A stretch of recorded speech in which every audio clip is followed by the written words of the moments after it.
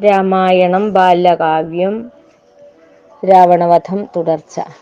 ഭൂമിയെയും ഭേദിച്ചർണവത്തിൽ ചെന്ന സായകം പിന്നെയും തൂണിയിൽ ചെന്നങ്ങ് വീണ നേരം തന്നെ ദശമുഖൻ രാവണൻ ദേഹം പിളർന്നു വീണു ധരണിയിൽ. വാസരാധീശൻ തെളിഞ്ഞു നിന്ന നേരം തൂമന്ദഹാസത്താൽ ദേവകളും പാരിജാത പൂക്കൾ വർഷിച്ചു രാമനിൽ മാരുതനിളങ്കാറ്റു വീശി തണുപ്പിച്ചു. ഈരേഴു ലോകവും ത്രാണനം ചെയ്യുന്ന രാമന്റെ വൈഭവം എത്രയും ചിത്രം. നാൻമുഖനും ശിതികണ്ഠനും ഭോഗിക്കും ഭോഗീശായി തന്റെ വർണ്ണന എഴുതല്ല. തന്നഗ്രജൻ തന്നെ അത്യയം ദർശിച്ചത് അതീവ ശോകത്താൽ രാവണ സോദരനങ് അവനീതലത്തിൽ വീണങ്ങ് കേഴുമ്പോൾ രാമനുപജയോക്തികളാൽ ആശ്വാസമേകി. എന്നുടെ കൂടെ അങ്ങംഗം കുറിച്ചങ്ങ് അടരാടി നിന്നങ്ങ് മരണം പ്രാപിച്ച നിന്റെ അഗ്രീവൻ രാവണൻ നിർണയം വീരസ്വർഗം പ്രാപിക്കുമെന്നറിയൂ നീ സോദരാ. ഭട്ടാരകന്മാർക്കു വിധിച്ചതത്രേ പാരിൽ യുദ്ധസന്നാഹങ്ങൾ എന്നറിയണം നീ. യുദ്ധത്തിൽ ദൃഷ്ടാന്തം സംഭവ്യമെങ്കിൽ ശ്രേഷ്ഠ സ്വർഗത്തിനധികാരി തന്നെയാകും ദശരഥ സോനുവും ദശകണ്ഠൻ തന്നവീയാനും. ഇതുവിധം കാര്യങ്ങൾ ചൊന്നിരിക്കുമ്പോൾ ദശരഥ പത്നി മണ്ഡോദരീ ദേവി വിഷമിച്ചു ഭൂതലേ വീണങ്ങു കേണു.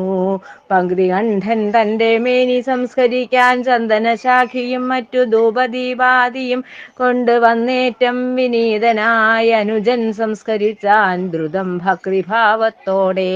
പിന്നെ പുരന്തര തേരാളിയും ദ്രുതം ചെന്നു നിന്നങ്ങ് രാമചരണത്തിൽ നിന്നു നമിച്ചുകൊണ്ടാമോദം തന്നെ വിണ്ണിൻ ലോകം പൂകാൻ പുറപ്പെട്ടു. യുദ്ധം ദർശിക്കുവാനായി വന്നെത്തിയ മറ്റു വിഭുതരും തന്നെ പത്തനം പൂകാനായി നിർഗമിച്ചപ്പോൾ യുദ്ധഭൂമിയാകെ മൂകതയാർന്നു. വിഭീഷണന്റെ രാജ്യാഭിഷേകം.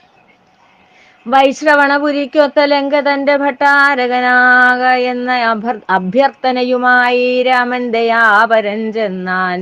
തക്ഷണം തന്നെ രാവണ സോദരൻ തന്റെ ചാരേ പിന്നെ ശേഷിച്ച പുണ്യജനന്മാരും മറ്റുള്ള കീശ സഞ്ചയങ്ങളുമൊത്ത് സ്വർണ കലശത്തിൽ തോയമെത്തിച്ച് മുഹൂർത്തത്തിൽ അഭിഷേകം ചെയ്തു.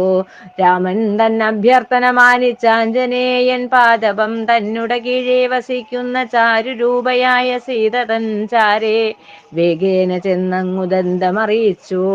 അന്നേരം രാഗാശശിമുഖി പോലെ ശോഭിച്ച ശശി പോലെ ശോഭിച്ചങ്ങുൽഗാഠമാമോദം പൂണ്ടങ്ങു നിന്ന ജനകജാദേവി തൻ പ്രിയനാകും കാന്തനെ വിരയെ വരുത്തുവാൻ അരുൾ ചെയ്തു വേഗം.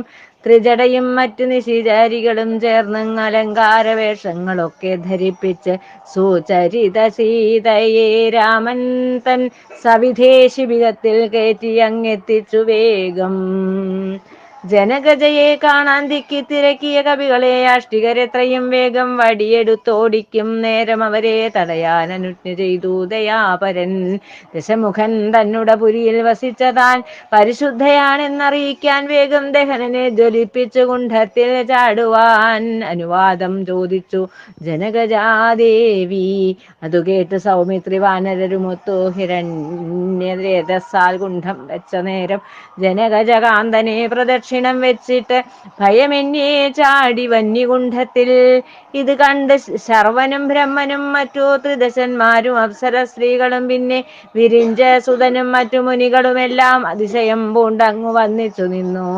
ദേവകൾ തന്നെ സ്തുതിഗീതം കേട്ടു രാമദേവൻ ചിത്തസ്മേരത്താൽ നിൽക്കവേ വിധിഹോത്രൻ ക്ഷണം ജാനകീ ദേവിയെ കാഴ്ചയായി രാമസവിധേ എത്തിച്ചു.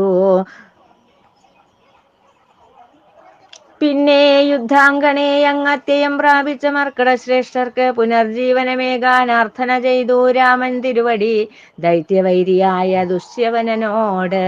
അന്നേരമേണാങ്കചൂടൻ ത്രിനേത്രൻ ചൊന്നു രാമനോട്, നിന്നുടെ താതൻ നിന്നെ ദർശിക്കാൻ ആഗമിച്ചിവിടെ ചെന്നോ വണങ്ങുക വൈകാതെ തന്നെ.